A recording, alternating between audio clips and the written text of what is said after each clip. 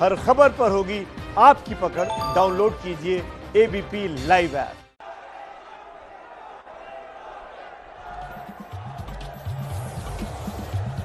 भारत माता की, भारत माता की, भारत माता की।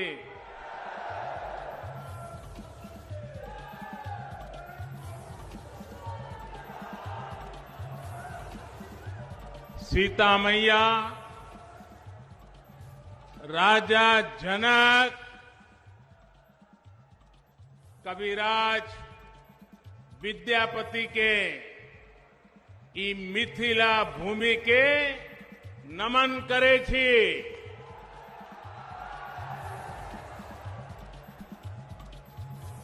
ज्ञान, धान, पान, मखान से समृद्ध हुई ई गौरवशाली धरती पर अपने सबके अभिनंदन करे छी।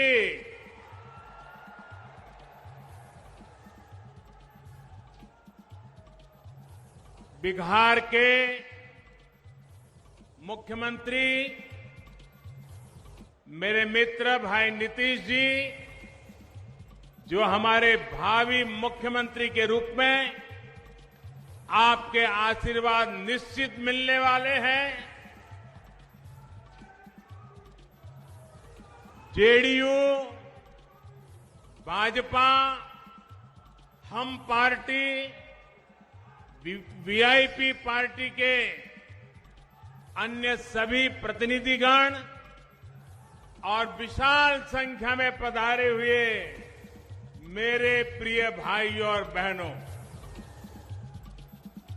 बिहार की पवित्र भूमि पर मैं राजा सलहेश, वीर शिरोमणि बाबा चौहरमल, राह बाबा और गोरैया बाबा को भी नमन करता हूं।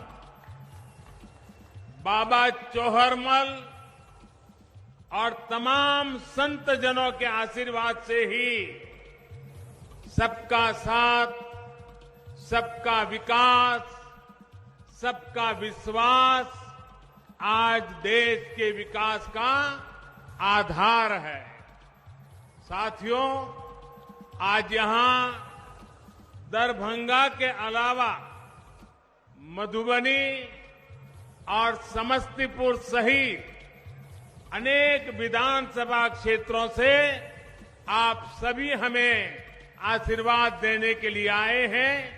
मैं आपका हृदय से अभिनंदन करता हूं। साथ साथ हजारों साथी अलग अलग इलाकों में डिजिटल माध्यम से भी आज हमारे साथ जुड़े हैं। आप सभी भाइयों बहनों को, आपके उत्साह को, आपके संकल्प को, बिहार के प्रति आपके समर्पण को मैं आज आदरपूर्वक प्रणाम करता हूं। भाइयों और बहनों, आज पहले चरण का मतदान चल रहा है। जहां जहां मतदान हो रहा है, उन सभी साथियों से मेरा आग्रह है कि कोरोना से बचने के लिए पूरी सावधानी बरतें। चुनाव के व्यस्त कार्यक्रमों के बीच हमारे सहयोगी और वीआईपी पार्टी के अध्यक्ष मेरे मित्र भाई मुकेश साहनी जी को कोरोना हो गया। बिहार के उप मुख्यमंत्री भाई सुशील मोदी जी को भी कोरोना से लड़ना पड़ रहा है। मैं बिहार के किसी भी राजनीतिक दल के कार्यकर्ता जो इस गहमा गहमी के समय कोरोना से ग्रस्त है, तो मैं उन सबके स्वास्थ्य लाभ के लिए प्रार्थना करता हूं। बिहार के नागरिक भी इस कोरोना के संकट काल से अगर कोई बीमार है तो जल्द स्वस्थ हो जाए, यही मैं प्रार्थना करता हूं। साथियों, महाकवि विद्यापति ने इस क्षेत्र के लिए एक बार मां सीता जी से प्रार्थना की थी और विद्यापति जी ने मां सीता जी से कहा था, जन्म भूमि अच्छी मिथिला, समारू है मां, कनी आबी अपन नहर निहारू है मां। विद्यापति जी ने तब के मिथिला की स्थिति पर मां से आग्रह किया था। अब आज हम देखें तो बीते 15 वर्षों में बिहार नीतीश जी के नेतृत्व में बहुत आगे बढ़ा है। आज मां सीता अपने नैहर को तो प्रेम से निहार ही रही होगी, अयोध्या पर भी आज यहां की नजर अवश्य होगी। सदियों की तपस्या के बाद अब आखिरकार अयोध्या में भव्य राम मंदिर का निर्माण शुरू हो गया।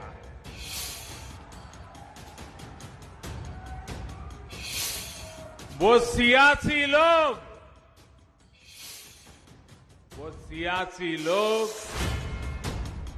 जो बार बार हमें तारीफ पूछा करते थे, बहुत मजबूरी में अब वो भी तालियां बजा रहे हैं।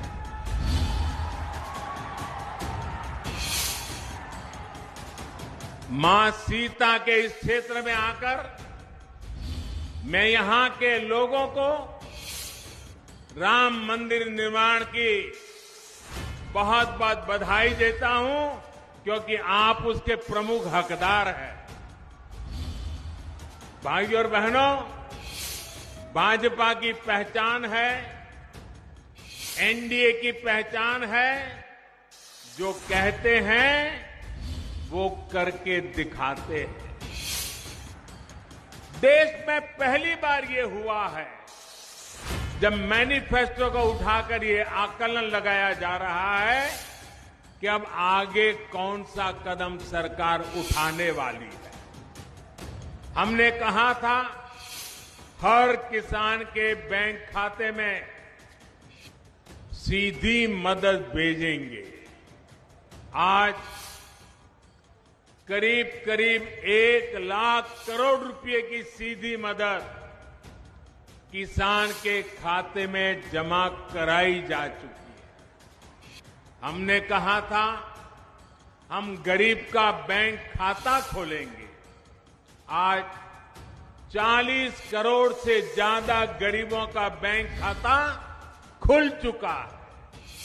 हमने कहा था हर गरीब बहन बेटी की रसोई में मुफ्त गैस कनेक्शन पहुंचाएंगे। उज्ज्वला योजना ने बिहार की भी करीब 90 लाख महिलाओं को लकड़ी के धुएं से मुक्त किया है। हमने कहा था हर गरीब को 5 लाख रुपए तक के मुफ्त इलाज की सुविधा देंगे।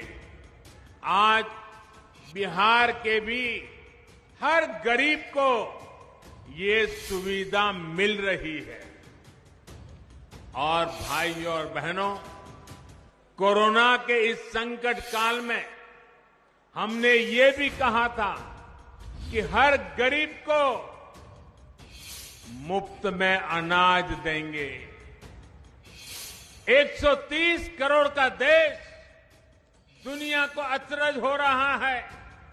8 महीने तक इस देश का कोई व्यक्ति भूखा न सो जाए, इतनी बड़ी व्यवस्था कोरोना के संकट काल में भी हम कर पाए। आज बिहार के भी गरीबों के लिए दिवाली और छठ पूजा तक मुफ्त में राशन की व्यवस्था की गई है। बाढ़ के दिनों में सरकार की इन योजनाओं ने गरीबों की बहुत मदद की है। साथियों, इस क्षेत्र में पानी से होने वाली बीमारियों की दिक्कत हमेशा से ही रही है। इस दिक्कत का एक बड़ा इलाज है हर घर पीने का शुद्ध पानी पहुंचे। बीते समय में पूरी ताकत से बिहार में ये काम किया गया है। अगर मैं दरभंगा और मधुबनी की ही बात करूं तो इस क्षेत्र में 11 लाख से ज्यादा घरों को पाइप कनेक्शन से जोड़ा गया है। बहुत जल्द बिहार देश के उन राज्यों में होगा जहां पर घर में पीने का साफ पानी पाइप से ही पहुंचेगा। तब ये गंदे पानी से होने वाली बीमारी नहीं होगी। किसी मां को अपना लाल, अपनी लाडली को खोना नहीं पड़ेगा। हमने ये संकल्प लिया है और इसे भी पूरा करके दिखाएंगे। भाइयों और बहनों, एनडीए का यही ट्रैक रिकॉर्ड आज बिहार के जन जन को आश्वस्त करने वाला है। एनडीए ने, भाजपा ने विकास का जो रोड मैप अपने मैनिफेस्टो में खींचा है, उस पर तेजी से अमल होगा, ये तय है। आत्मनिर्भर बिहार का जो संकल्प लिया है, उस पर हम और तेजी से आगे बढ़ेंगे। दरभंगा में एम्स बनने से मिथिलांचल को बहुत बड़ी सुविधा मिलेगी। दरभंगा एम्स के लिए 1200 करोड़ रुपए से ज्यादा मंजूर किए गए हैं। एम्स बनने से यहां के लोगों को बेहतर स्वास्थ्य सुविधाएं तो मिलेगी ही, मेडिकल की पढ़ाई की सीटें भी बढ़ेगी। इसी तरह सॉफ्टवेयर पार्क बनने से भी यहां के प्रतिभाशाली युवाओं को टेक्नोलॉजी के क्षेत्र में अधिक से अधिक अवसर मिल रहे हैं। दरभंगा में एयरपोर्ट की आधुनिक सुविधाएं मिलने से पूरे मिथिलांचल की कनेक्टिविटी और सशक्त होगी। रामायण सर्किट का अहम हिस्सा होने के कारण मिथिलांचल में पर्यटन, तीर्थाटन की संभावनाओं का विस्तार होगा। आत्मनिर्भर बिहार में उद्योगों के लिए नए अवसर बनेंगे। युवाओं के लिए रोजगार, स्वरोजगार के अवसर बनेंगे। गरीबों के लिए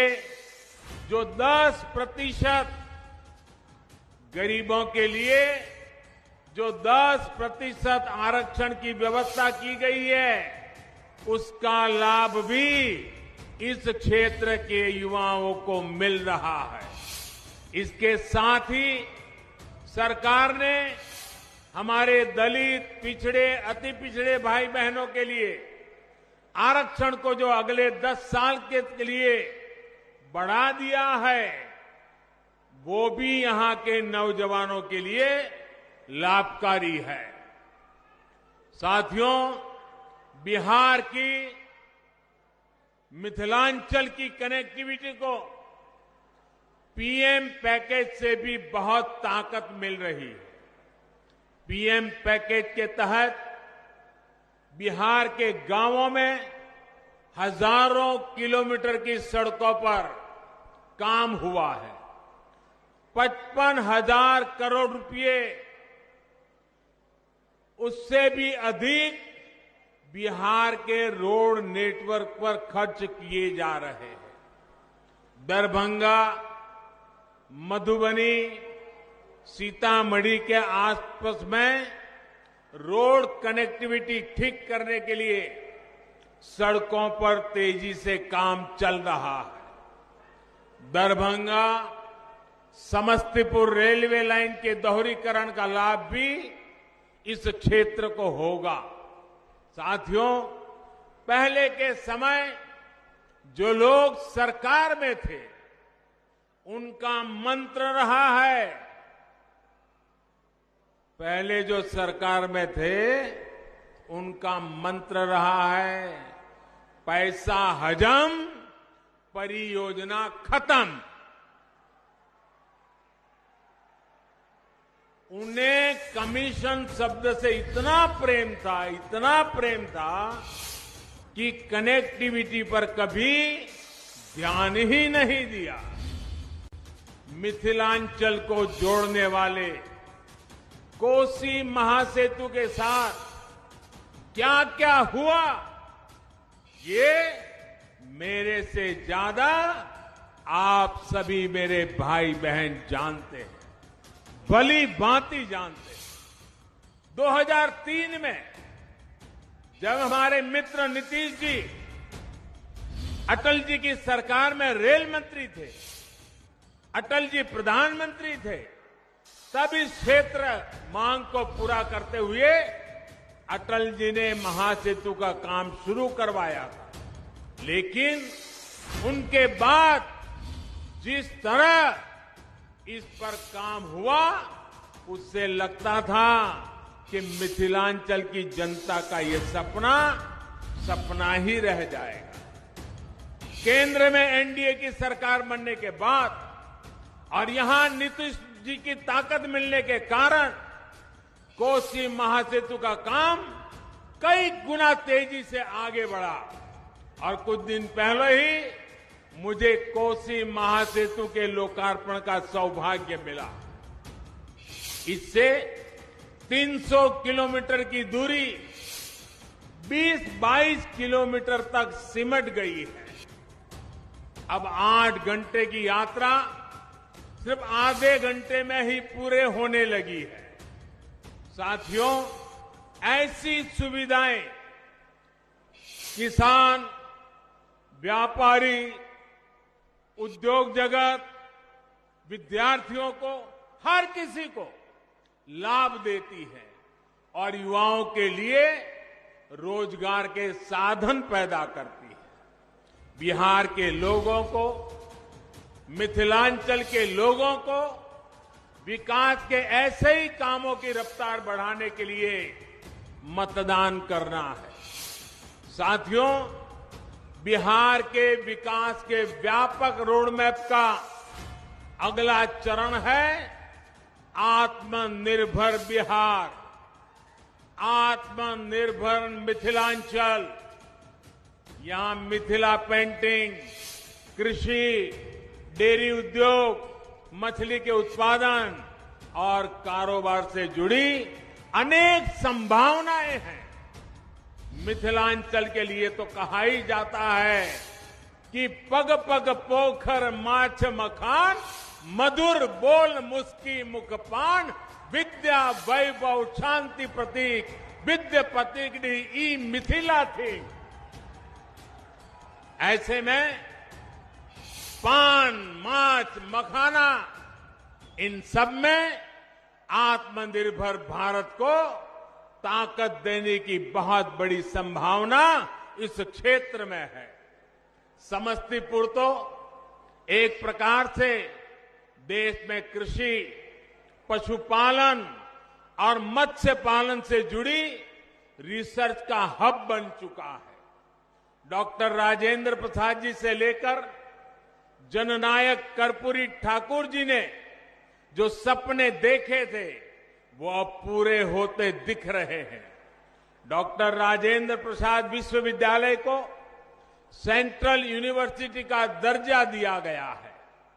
मत्स्य संपदा योजना के तहत इस क्षेत्र के अनेक जिलों में मछली के उत्पादन से लेकर चारे तक के अनेक प्रोजेक्ट शुरू किए गए हैं।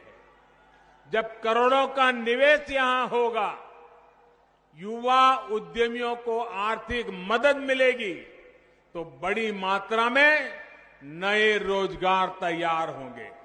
साथियों, फसल हो, दूध हो, सब्जी हो, मछली हो, कोशिश ये है कि बिहार के अलग अलग जिलों में जो बेहतरीन उत्पाद पीढ़ियों से उपजते हैं या तैयार होते हैं, उनसे जुड़े उद्योग लगाए जाएं।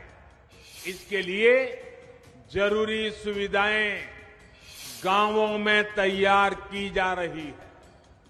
गांवों में भंडारण और कोल्ड स्टोरेज की सुविधा के लिए 1 लाख करोड़ रुपए का विशेष फंड बनाया गया है। गांव में इन सुविधाओं के लिए निवेश बढ़े, इसके लिए जरूरी कानूनी सुधार किए गए हैं। छोटे किसानों को बिचौलियों से, उनकी चंगुल से बाहर निकालकर कृषि उत्पादक संघों एफपीओ से संगठित किया जा रहा है। ऐसे ही एफपीओ और दीदियों के समूह भंडारण की सुविधाओं से लेकर कृषि उद्योगों तक को चलाने वाले हैं। बिहार के युवा उद्यमियों, स्टार्टअप्स के लिए भी अनेक अवसर नए कृषि सुधारों से बनाए जा रहे हैं। साथियों, दरभंगा सहित मिथिलांचल के एक बड़े हिस्से में आप अगले चरण में मतदान करेंगे।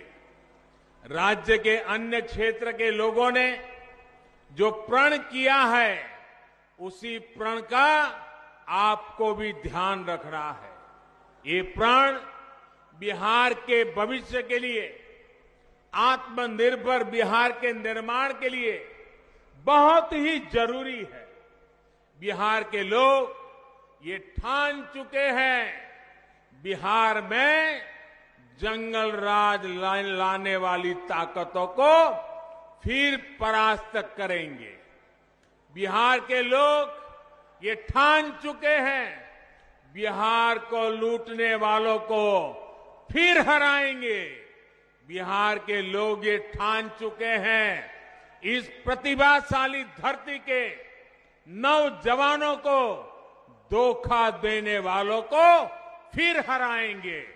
बिहार के लोग ये ठान चुके हैं, बिहार की महिलाओं का जीना दूभर कर देने वालों को फिर हराएंगे। साथियों, जिन लोगों की ट्रेनिंग समाज को बांटकर राज करने की हो, जिन लोगों की ट्रेनिंग कमीशन खोरी की हो, वो बिहार के हित में कभी सोच नहीं सकते। बिहार के मेरे भाइयों और बहनों, इनके ट्रैक रिकॉर्ड को याद रखिएगा। ये वो लोग हैं जिनके राज में बिहार में अपराध इतना फला फूला कि लोगों का जीना मुश्किल हो गया था। ये वो लोग हैं जो किसान कर्ज माफी बात करके कर्ज माफी के पैसे में भी घोटाला कर जाते हैं। ये वो लोग हैं जो नौकरी देने के काम को करोड़ों रुपए कमाने का जरिया मानते हैं। इसलिए इनसे सावधान रहिए, इनसे सतर्क रहिए। भाइयों और बहनों, एक तरफ एनडीए है, आत्मनिर्भर बिहार बनाने का संकल्प लेकर खड़ा है। दूसरी तरफ ये लोग हैं जो बिहार की विकास की परियोजना के पैसों पर नजरें गड़ाए हुए हैं। याद रखिए, एनडीए यानी भाजपा, जेडीयू, हम पार्टी और वीआईपी, इनके सभी प्रत्याशियों को आपका एक एक वोट जो मिलने वाला है वो बिहार को तेज गति देगा, बिहार को नई ताकत देगा, बिहार के उज्जवल भविष्य में आगे बढ़ेगा, बिहार आत्मनिर्भर बनाएगा। एनडीए को पड़ा आपका हर एक वोट बिहार को फिर से बीमार होने से बचाएगा। इन्हीं संकल्पों के साथ माता जानकी को प्रणाम करते हुए फिर से मैं आप सबका बहुत बहुत आभार व्यक्त करता हूं। मेरे साथ पूरी ताकत से बोलिए, भारत माता की, भारत माता की, भारत माता की, भारत माता की। बहुत बहुत धन्यवाद। प्रधानमंत्री मोदी ने जबरदस्त हमला बोलते हुए तेजस्वी के रोजगार वाले बयान पर जबरदस्त हमला बोलते हुए कहा है कि ये लोग नौकरी देने के नाम पर करोड़ों रुपए कमाने का जरिया बनाना चाहते हैं। प्रधानमंत्री ने याद दिलाया जंगल राज के दिन। साथ ही साथ कहा प्रधानमंत्री ने कि उन लोगों को हराना है जो कमीशन से लगाव रखते हैं। प्रधानमंत्री ने कहा कि लूटने वालों को एक बार फिर से हराना है। बिहार ने ठाना है लूटने वालों को परास्त करना है, बांटने वालों को, कमीशन खोरों से सावधान रहने को कहा है मोदी ने सीधा हमला किया है रोजगार, 10 लाख रोजगार पर, और कहा है कि नौकरी देने के नाम पर ये लोग करोड़ों रुपए कमाने का जरिया बनाना चाहते हैं। जो सबसे बड़ा हथियार था तेजस्वी का, 10 लाख लोगों को रोजगार, उस पर सीधा हमला प्रधानमंत्री नरेंद्र मोदी ने किया है। सीधा हमला बोलते हुए प्रधानमंत्री नरेंद्र मोदी ने कहा है कि ये लोग नौकरी देने के नाम पर करोड़ों रुपए कमाना चाहते हैं। बिहार के पुराने दिनों की, लालू राज की याद दिलाते हुए मोदी ने कहा कि महिलाओं का जीना हराम करने वालों को फिर से हराना है। प्रधानमंत्री ने कहा कि धोखा देने वालों को फिर से हराना है। बिहार ने ठाना है जंगल राज लाने वालों को हराना है। समय जो लोग सरकार में थे उनका मंत्र रहा है, पहले जो सरकार में थे उनका मंत्र रहा है, पैसा हजम, परियोजना खत्म। उन्हें कमीशन शब्द से इतना प्रेम था कि कनेक्टिविटी पर कभी ध्यान ही नहीं दिया। मिथिलांचल को जोड़ने वाले कोसी महासेतु के साथ क्या क्या हुआ, ये मेरे से ज्यादा आप सभी मेरे भाई बहन जानते हैं, भली भांति जानते हैं।